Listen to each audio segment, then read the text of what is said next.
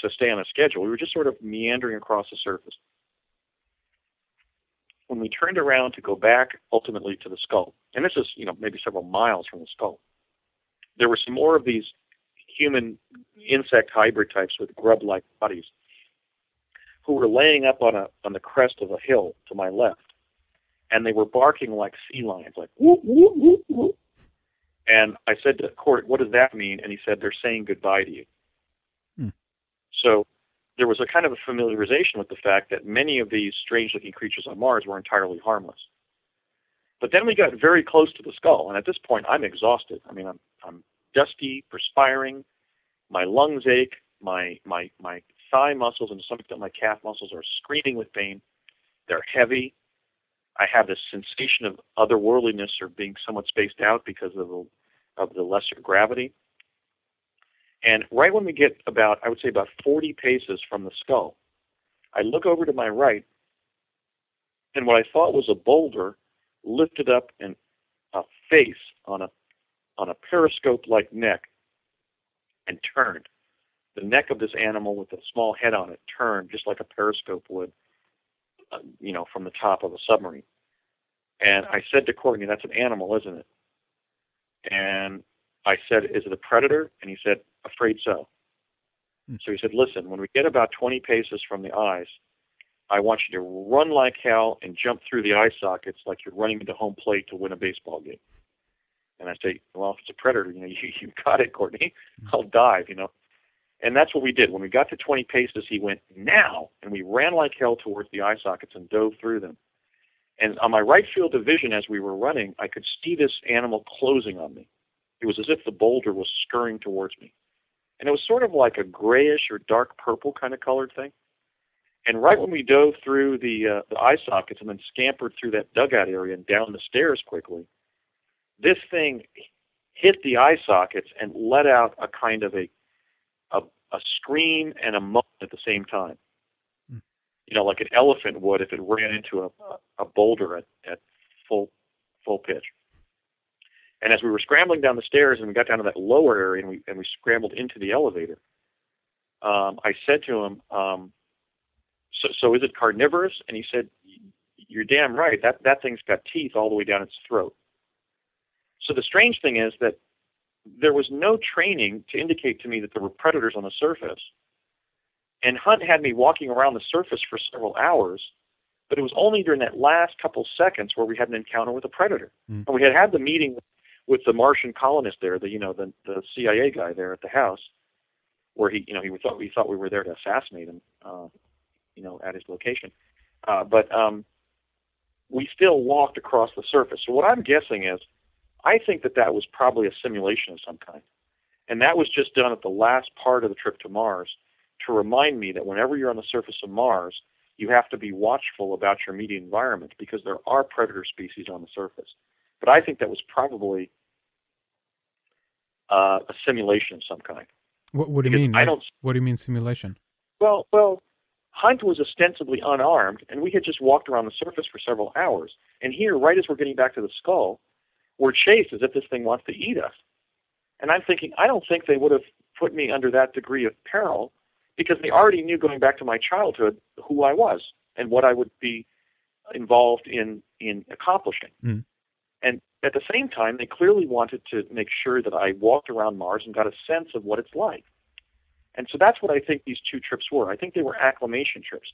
Maybe the advent of this predator at the last moment of the trip resulted from the fact that base there, in other words, since there was that colonist, the Bob, who was babbling about all the people that had been lost, maybe what happened is Hunt learned when we went to report to that person's residence there that the protection that would keep predator species away from us was down because some of the personnel there had been eaten. Because that's what the guy was babbling about. He was saying, "Remember Jim Tucker, whatever, when Jim came up last March? Well, he's gone. They got him." And Hunt said, "Who got him?" And he said, "The plesiosaurs." In other words, this guy was babbling on hebephonetically about personnel who had perished in that immediate environment. So another possibility is that's what had happened. When Hunt got up there, he realized the people who would be securing my trip up there were dead. That's another explanation for the facts. But I don't exactly know because not a lot was shared with me. All All they seemingly wanted to accomplish was that I walked around the surface for several hours and saw these different exotic species. And it was phantasmagoric in the sense that some of them were like species on Earth and some of them weren't. Do you know if all of the species you saw and so forth, they were natural to Mars and to the environment there, or were they in any other regard potentially how should we put it, genetically engineered or put there for whatever reason? Do you know anything about that? I don't know. It was never discussed. I mean, we can only conjecture, because what I found about life forms on Mars, both during that trip up there and then my later, obviously more almost elemental work, just analyzing photographs of what's up there, is that the species on there include species that presently exist on Earth, and also species just like species that once existed on Earth but are extinct, but also species that seem to be hybrids of known Earth species, like the man who was like chained to a post there, like a watchdog in some kind of rustic rural Arizona setting, that came bounding across at Courtney and I when we entered the threshold of that stone house, that small stone house that settler was living in, was essentially the combination of a muscular bald man and a grub. His body looked just like the white banded, segmented lower body of a grub. Yeah. So that's the mystery. Are these life forms that derive from the same genetic material that life on Earth evolved from, but under the different selection pressures of Mars? Are they human-animal hybrids that resulted from accidental cross-speciation from the solar system catastrophe or some kind of nuclear war that occurred on Mars? Or are they genetic experiments that were prototyped during the previous epoch or our own epoch, in which Mars is essentially the menagerie of cross-speciation? I don't know. I just don't know. I think that's one of the leading questions biologically, what's up there. Yeah. And again, so many questions here, obviously, but you mentioned this, and I want to touch upon this again and ask you a little bit more about this. The survival of the human race depends on your trip going there. Why? Have you found out to this day? What was that all about? Oh, no. Well, that's what he said clearly to induce me to go there. I'm not articulating some kind of vainglorious supposition that credits me with anything. I'm simply saying that when he had that final discussion in which he convinced me to go, he said, "You have to go." And I said, "Why?" And he said, "Because the survival of the human race depends on it." He may have just meant in broad heuristic terms, individuals from our civilization have to be willing to go to other planets to create the sustainability of life on Earth which will require having an interplanetary civilization within our own solar system. That's one possibility of what he meant. The other possibility is that in some way my destiny as a person principally associated with the discovery of life on Mars creates a new context for human civilization on Earth in which we do make that leap off planet and again become an interplanetary federation. And so he was simply saying your acclimation to life on Mars is a prerequisite for your destiny, and your destiny is embedded in these sets of events on Earth in which we again become an interplanetary civilization, and that will optimize our survival potentials on Earth, etc. Okay, so it's an indirect kind of reference he made there in order to see things progress as they need to do for us here to take necessary leaps and progress and what have you. Is that what you're saying?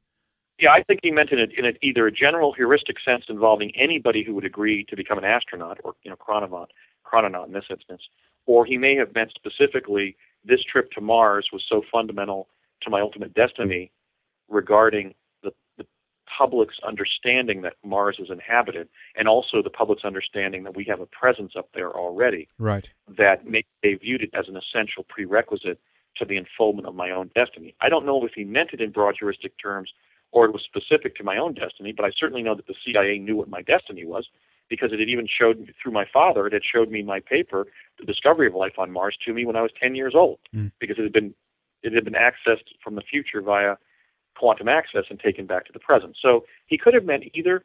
It certainly didn't involve anything I performed on the surface, because I hardly did anything on the surface. So and it also may have just been an inducement to use my idealism to go, because maybe the reason I needed to go was simply because I was one of the teleportees from Project Pegasus.